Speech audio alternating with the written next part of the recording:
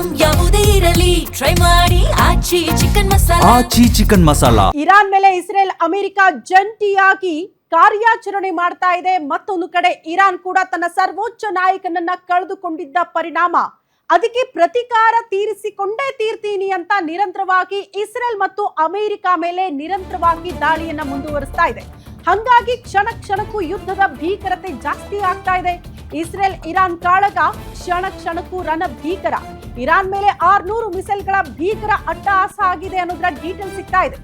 ಒಮ್ಮಿದ್ದೊಮ್ಮಲೆ 600 ಕ್ಷಿಪಣಿಗಳನ್ನ Israel ಹಾರಿಸಿದೆ ಅನ್ನೋದರ details. Rocket ರೀತಿ Iran ಮೇಲೆ ಮಿಸೈಲ್ಗಳು ಬಂದು ಅಪ್ಪಳಿಸ್ತಾ ಇದೆ. ಅಮೆರಿಕ ಇಸ್ರೇಲ್ ಭೀಕರ ದಾಳಿಗೆ ಇರಾನ್ ಕೂಡ ತತ್ತರಿಸಿ ಹೋಗಿದೆ ಅನ್ನೋದರ ಡೀಟೇಲ್ ಸಿಗ್ತಾ ಇದೆ. ತೆಹರಾನ್ ನಲ್ಲಿ ಪಟಾಕಿಯಂತೆ ಸಿಡಿದಿದೆ ಅಂತೆ ಮಿಸೈಲ್ಗಳು. ಪ್ರಮುಖವಾಗಿ ಇರಾನ್ನ ರಾಜಧಾನಿ ಅದನ್ನ ಟಾರ್ಗೆಟ್ ಮಾಡಿಕೊಂಡು ನಿರಂತರವಾಗಿ ದಾಳಿ ಮಾಡ್ತಾ ಇದೆ ಇಸ್ರೇಲ್. ಹಂಗಾಗಿ 600 ಮಿಸೈಲ್ಗಳು ಒಟ್ಟೊಟ್ಟಿಗೆ ಅಟ್ಟಹಾಸ ಮೆರೆದಿರೋದು ದೃಶ್ಯ ನೋಡ್ತಾ ಇದ್ದೀವಿ.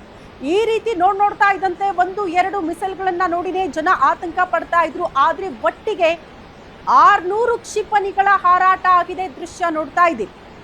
ಪ್ರಮುಖವಾಗಿ ಇರಾನ್ನ ರಾಜಧಾನಿ ಪ್ರಮುಖ ನಾಗರಿಕರ ನೆಲೆಗಳನ್ನ ಟಾರ್ಗೆಟ್ ಮಾಡಿಕೊಂಡು ಮಿಸೈಲ್ಗಳನ್ನ ಇಟ್ಕೊಂಡು ಅದನ್ನ ಟಾರ್ಗೆಟ್ ಮಾಡಿ ಹೊಡೆದುರುಳಿಸ್ತಾ ಇರುವಂತಹ ಪ್ರಯತ್ನಗಳು ಇಸ್ರೇಲ್ನಿಂದ ನಿರಂತರವಾಗಿ ಆಗ್ತಾ ಇದೆ.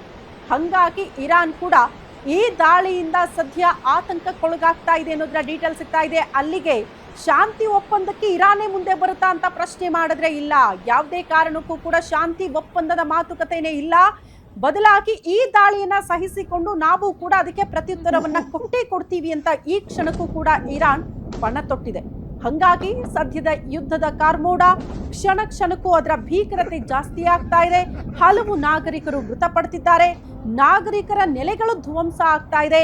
ಮಿಲಿಟರಿ ತಾಣಗಳು ಸೇರಿದಂತೆ ಪ್ರಮುಖ ಸ್ಥಾನಗಳನ್ನ ಟಾರ್ಗೆಟ್ ಮಾಡಿಕೊಂಡು ಇಸ್ರೇಲ್ ಕೂಡ ತನ್ನ ದಾಳಿಯನ್ನ ಮುಂದುವರಿಸ್ತಾ ಇದೆ. ಅದರ ಜೊತೆಗೆ ಇರಾನ್ ಕೂಡ ತನ್ನ ಬತ್ತಳಿಕೆಯಲ್ಲಿರುವಂತಹ ಜಸ್ಟ್ ಕ್ಷಿಪಣಿಗಳನ್ನ ನಂಬಿಕೊಂಡು ಯುದ್ಧ ಮುಂದುವರಿಸ್ತೀನಿ, ಅಮೆರಿಕ ವಿರುದ್ಧ ಪ್ರತಿಕಾರ ತೀರಿಸ್ಕೊಳ್ತೀನಿ ಅಂತ ಪಣ ತೊಟ್ಟಿದೆಯಲ್ಲ, ಅದರಲ್ಲಿ ಯಶಸ್ವಿ ಆಗುತ್ತಾ ಅನ್ನೋದನ್ನ ಕೂಡ ಕಾದು ನೋಡ್ಬೇಕಾಗತ್ತೆ. ಆರಂಭದ ಹೊತ್ತಲ್ಲಿ 3 ರಾಷ್ಟ್ರಗಳಿಗೆ ಮಾತ್ರ ಸೀಮಿತ ಆದಂತಹ ಯುದ್ಧ ಈಗ ಹಲವು ರಾಷ್ಟ್ರಗಳಿಗೆ ವ್ಯಾಪಿಸಿದೆ. ಕಾರಣ ಇಷ್ಟೇ, ಅಮೆರಿಕದ ಸೇನಾ ನೆಲೆಗಳು ಎಲ್ಲೆಲ್ಲಿ ಇದೆಯೋ ಅಲ್ಲೆಲ್ಲ ಕೂಡ ದಾಳಿಯನ್ನ ಇರಾನ್ ಮಾಡ್ತಾ ಇರೋದ್ರಿಂದ ಅದು ಹಲವು ರಾಷ್ಟ್ರಗಳಿಗೆ ಅದರ ಭೀಕರತೆ ತಡ್ತಾ ಇದೆ ಅನ್ನುವಂತಹ ವಿಚಾರವನ್ನು ಕೂಡ ನಾವು ಗಮನಿಸಬೇಕಾಗುತ್ತೆ. ಹಾಗಾಗಿ ಹಲವು ರಾಷ್ಟ್ರಗಳು ಮುಂದೆ ಬಂದು ಶಾಂತಿ ಒಪ್ಪಂದದ ವಿಚಾರಗಳನ್ನು ಪ್ರಸ್ತಾಪ ಮಾಡ್ತಿದ್ದಾರೆ. ಯುದ್ಧ ಯಾವುದೇ ದೇಶಕ್ಕೂ ಕೂಡ ಒಳ್ಳೆಯದಲ್ಲ.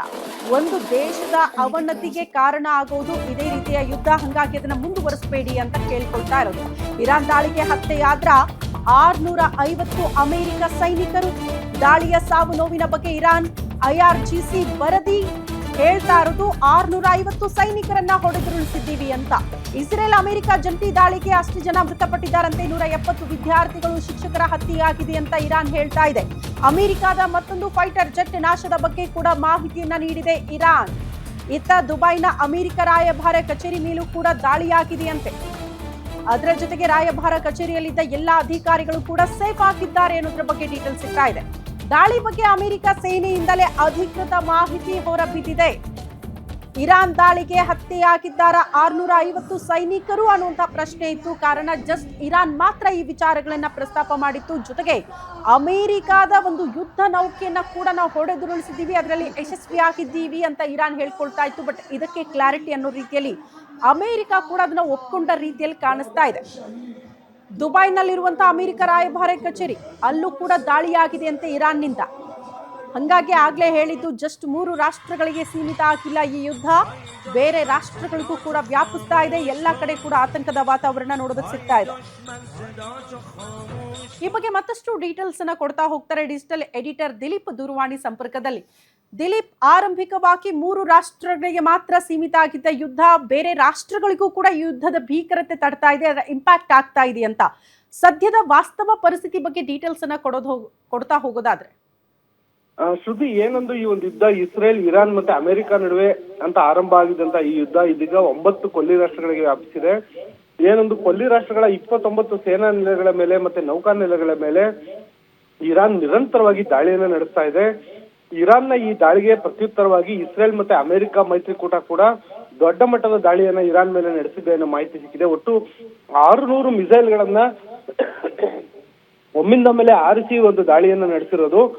ಮತ್ತೆ ಈ ಒಂದು ಮಿಸೈಲ್ಗಳೇನಿದಾವೆ ಜೊತೆಗೆ ಏನೊಂದು ಡ್ರೋನ್ಗಳೇನಿದಾವೆ ಇವು ಕೇವಲ ಇರಾನ್ನ ಒಂದು ಅಣ್ವಸ್ತ್ರ ಸ್ಥಾವರಗಳೇನಿರ್ಬೋದು ಮತ್ತೆ ಮಿಸೈಲ್ ಘಟಕಗಳು ಮತ್ತೆ ಡ್ರೋನ್ ಉತ್ಪಾದನಾ ಘಟಕಗಳನ್ನೇ ಗುರಿಯಾಗಿಸಿ ದಾಳಿ ನಡೆಸಿದವೆ ಅನ್ನೋ ಮಾಹಿತಿ ಸಿಕ್ಕಿದೆ. ಯಾಕಂದ್ರೆ ಇರಾನ್ ದೇಶದ ಬಳಿ ದೊಡ್ಡ ಮಟ್ಟದ ಒಂದು ದೇಶೀಯವಾಗಿ ಡ್ರೋನ್ ನಿರ್ಮಾಣ ಮಾಡುವಂತ ಘಟಕಗಳಿದ್ದಾವೆ. ಆ ಘಟಕಗಳನ್ನ ಗುರಿಯಾಗಿಸಿ ದಾಳಿ ನಡೆಸಿದೆ. ಜೊತೆಗೆ ಇರಾನ್ ತನ್ನ ಕ್ಷಿಪಣಿಗಳ ಮೂಲಕನೇ ಬೇರೆ ಬೇರೆ ರಾಷ್ಟ್ರಗಳ ಮೇಲೆ ದಾಳಿ ನಡೆಸಿ ಆರ್ಭಟ ಮೆರೀತಾ ಇರೋದು.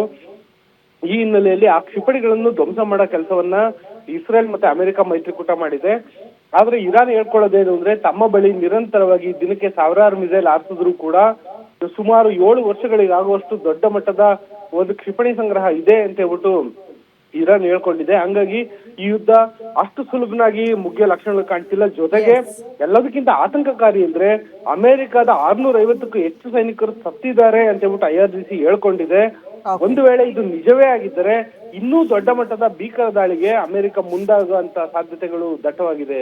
ಓಕೆ ದಿಲೀಪ್, ಹಾಗೆ ಸಂಪರ್ಕದಲ್ಲಿ ವಾಪಸ್ ಬರ್ತೀನಿ, ಮತ್ತಷ್ಟು ಡೀಟೇಲ್ಸ್ ಅನ್ನ ಪಡ್ಕೊಳ್ತೀನಿ. ಮತ್ತೊಂದು ಅಪ್ಡೇಟ್ ಇದೆ ಇದೇ ವಿಚಾರಕ್ಕೆ ಸಂಬಂಧಪಟ್ಟಂತೆ. ಇರಾನ್ನ ಸರ್ವೋಚ್ಚ ನಾಯಕ ಖಮೇನಿ ಹತ್ಯೆ ಬಳಿಕ ಯಾರಾಗಬಹುದು ಸುಪ್ರೀಂ ನಾಯಕ ಅನ್ನೋದು ಪ್ರಶ್ನೆ ಇತ್ತು, ಆಯ್ಕೆ ಆಗಿದೆ ಕೊನೆಗೂ. ಇನ್ನು ಮುಂದೆ ಖಮೇನಿ ಪುತ್ರ ಇರಾನ್ನ ಸರ್ವೋಚ್ಚ ನಾಯಕ ಅನ್ನೋದು ಅನೌನ್ಸ್ ಆಗಿದೆ. ಖಮೇನಿ ಹಿರಿಯ ಪುತ್ರನಿಗೆ ಇರಾನ್ ಸರ್ವಾಧಿಕಾರಿ ಪಟ್ಟ ಕಟ್ಟಲಾಗಿದೆ. ಇರಾನ್ ಸಂಸತ್ ನಾಯಕರಿಂದ 56 ವರ್ಷದ ಮುಂತಾಬ್ ಆಯ್ಕೆ ಆಗಿರೋದ್ರ ಬಗ್ಗೆ ಡೀಟೇಲ್ಸ್ ಸಿಗ್ತಾ ಇದೆ. ಖಮೇನಿ ಉತ್ತರಾಧಿಕಾರಿಯಾಗಿ 2ನೇ ಹಾಗೂ ಹಿರಿಯ ಪುತ್ರನನ್ನ ಆಯ್ಕೆ ಮಾಡಲಾಗಿದೆ ಅನ್ನೋದ್ರ ಡೀಟೇಲ್ಸ್. 88 ಸದಸ್ಯರ ಆಯ್ಕೆ ಸಮಿತಿಯಿಂದ ಮುಂತಾಬ್ ಆಯ್ಕೆ ಆಗಿರೋದು ಖಮೇನಿ ಅವರ ಹಿರಿಯ ಪುತ್ರ.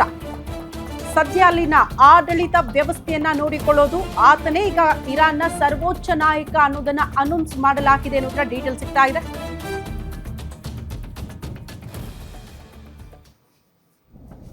ಈ ಬಗ್ಗೆ ಮತ್ತಷ್ಟು ಡೀಟೇಲ್ಸ್ ಅನ್ನ ಕೊಡೋದಕ್ಕೆ ಡಿಜಿಟಲ್ ಎಡಿಟರ್ ದಿಲೀಪ್ ದೂರವಾಣಿ ಸಂಪರ್ಕದಲ್ಲಿದ್ದಾರೆ. ದಿಲೀಪ್, ಖಮೇನಿ ಹತ್ಯೆ ಬಳಿಕ ಯಾರಾಗಬಹುದು ಸರ್ವೋಚ್ಚ ನಾಯಕ ಅನ್ನುವಂತ ಪ್ರಶ್ನೆ ಇತ್ತು, ಒಂದಷ್ಟು ಗೊಂದಲಗಳಿತ್ತು. ಅವರ ಪುತ್ರನ ಆಯ್ಕೆ ವಿಚಾರಕ್ಕೆ ಸಂಬಂಧಪಟ್ಟಂತೆ ಆರಂಭಿಕವಾಗಿ ಗೊಂದಲ ಅಂತ ಹೇಳಲಾಗ್ತಾ ಇತ್ತು. ಅಂತೂ ಇಂತೂ ಫೈನಲ್ ಆಗಿ ಅವರ ಪುತ್ರನಿಗೆ ಪಟ್ಟ ಕಟ್ಟಲಾಗಿದೆ. ಬಟ್ ಅಲ್ಲಿನ ಆಡಳಿತ ವ್ಯವಸ್ಥೆಯ ಬಗ್ಗೆ ಜನರಿಗೆ ಸಮಾಧಾನ ಇರಲಿಲ್ಲ ಅಂತ ಹೇಳಲಾಗ್ತಾ ಇತ್ತು. ಬಟ್ ಈಗ ಪುತ್ರನಿಗೆ ಪಟ್ಟ ಕಟ್ಟಿದ ತಕ್ಷಣ ಎಲ್ಲವೂ ಸರಿ ಹೋಗುತ್ತೆ ಅಂತನಾ ಹೇಗೆ ಅಂತ? ಶ್ರುತಿ, ಈ ಒಂದು ಏನು ಅಯಾತುಲ್ಲಾ ಖಮೇನಿ ಸತ್ತ ನಂತರ ಅಯಾತುಲ್ಲಾ ಅರಾಫಿ ಅವ್ರನ್ನ ಮಧ್ಯಂತರ ನಾಯಕನನ್ನಾಗಿ ಮಧ್ಯಂತರ ಸರ್ವಾಧಿಕಾರಿಯನ್ನ ನೇಮಕ ಮಾಡಲಾಗಿತ್ತು. ಆದ್ರೆ ಅದು ಮಧ್ಯಂತರ ಸರ್ವಾಧಿಕಾರಿ ಅಂತ ಸ್ಪಷ್ಟವಾಗಿ ಹೇಳಲಾಗಿದ್ದ ಕಾರಣ ಅವ್ರನ್ನ ಯಾವಾಗ ಬೇಕಾದ್ರೂ ಬದಲಾವಣೆ ಮಾಡೋ ಸಾಧ್ಯತೆ ಇತ್ತು. ಆದ್ರೆ ಒಂದು ಮಾಹಿತಿ ಕೇಳಿ ಬಂತು, ಏನಂದ್ರೆ ಅಯಾತುಲ್ಲಾ ಅರಾಫಿ ಮೇಲೂ ಕೂಡ ದಾಳಿ ನಡೆದಿದೆ. ಅಯಾತುಲ್ಲಾ ಅರಾಫಿಯನ್ನು ಕೂಡ ಇಸ್ರೇಲ್ ಸೇನೆ ಹೊಡೆದುರುಳಿಸಿದೆ ಅನ್ನೋ ಮಾಹಿತಿ ಕೇಳಿ ಬರ್ತಾ ಇತ್ತು. ಈಗ ಅವ್ರು ಸದ್ಯ ಎಲ್ಲಿದ್ದಾರೆ, ಅವ್ರಿಗೆ ಗಾಯವಾಗಿದೆಯಾ ಅಥವಾ ಅವರು ಜೀವಂತವಾಗಿದ್ದಾರಾ ಅಂತ ಗೊತ್ತಿಲ್ಲ.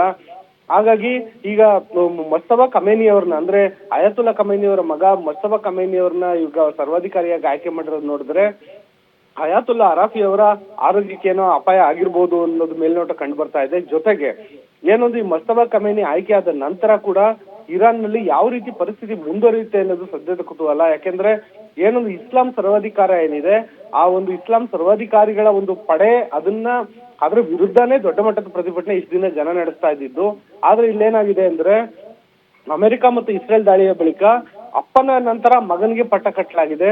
ಆದ್ರೆ ಆಡಳಿತದಲ್ಲಿ ಏನಾದ್ರು ಧೋರಣೆಯಲ್ಲಿ ಏನಾದ್ರು ವ್ಯತ್ಯಾಸ ಕಂಡು ಬರುತ್ತಾ ಅಂದ್ರೆ ಇಲ್ಲ ಅಂತ ಅನಿಸ್ತಾ ಇದೆ. ಯಾಕೆಂದ್ರೆ ಇಸ್ಲಾಮಿಕ್ ಶರಿಯಾ ಕಾನೂನುಗಳನ್ನೇ ಅಪ್ಪನ ರೀತಿಯಲ್ಲೇ ಮಗನೂ ಕೂಡ ಅನ್ವಯಿಸೋ ಕಾರಣ ಅಲ್ಲಿನ ಜನ, ಪ್ರಮುಖವಾಗಿ ಮಹಿಳೆಯರು ಮತ್ತೆ ಅದೇ ರೀತಿಯಾದಂತ ಶೋಷಣೆಗೆ ಒಳಗಾಗುವಂತ ಸಾಧ್ಯತೆ ಇದೆ. ಜೊತೆಗೆ ಬೀದಿಗಿಳಿಯುವಂತ ಸಾಧ್ಯತೆಗಳು ಇದೆ. ಆದ್ರೆ ಇಲ್ಲಿ ಒಂದು ಗಮನಿಸ್ಬೇಕು ನಾವು, ಅಮೆರಿಕ ಆಗ್ಲಿ ಇಸ್ರೇಲ್ ಆಗ್ಲಿ ಯಾವುದೇ ಕಾರಣಕ್ಕೂ ಬೂಟ್ಸ್ ಆನ್ ಗ್ರೌಂಡ್ ಅಂದ್ರೆ ಸೈನಿಕರು ನೆಲಕ್ಕೆ ಇಳಿತಿಲ್ಲ. ಹಾಗಾಗಿ ಕೇವಲ ಅದು ವಾಯುದಾಳಿಗೆ ಸೀಮಿತ ಆಗಿದೆ. ಎಲ್ಲಿವರೆಗೂ ಸೈನಿಕರು ನೆಲಕ್ಕೆ ಇಳಿದು ಹೋರಾಟ ಮಾಡಿ ಇನ್ವೇಷನ್ ಮಾಡೋದಿಲ್ವ, ಆಕ್ರಮಣ ಮಾಡೋದಿಲ್ವ, ಅಲ್ಲಿವರೆಗೂ ಇಸ್ಲಾಮಿಕ್ ರೆಜಿಮ್ ನ ಅಂತ್ಯ ಮಾಡೋದಕ್ಕೆ ಆಗೋದಿಲ್ಲ. ಹಾಗಾಗಿ ಈ ಸದ್ಯದ ಮಟ್ಟಿಗೆ ಈ ಒಂದು ಇಸ್ಲಾಮಿಕ್ ಆಡಳಿತವೇ ಮುಂದುವರಿಯುತ್ತಾ ಅನ್ನೋದೇ ಸದ್ಯದ ಮಟ್ಟಿಗೆ ದೊಡ್ಡ ಪ್ರಶ್ನೆ ಆಗಿದೆ ಶ್ರುತಿ. ಓಕೆ ದಿಲೀಪ್, ಧನ್ಯವಾದಗಳು ತಮ್ಮೆಲ್ಲ ಮಾಹಿತಿಗೆ.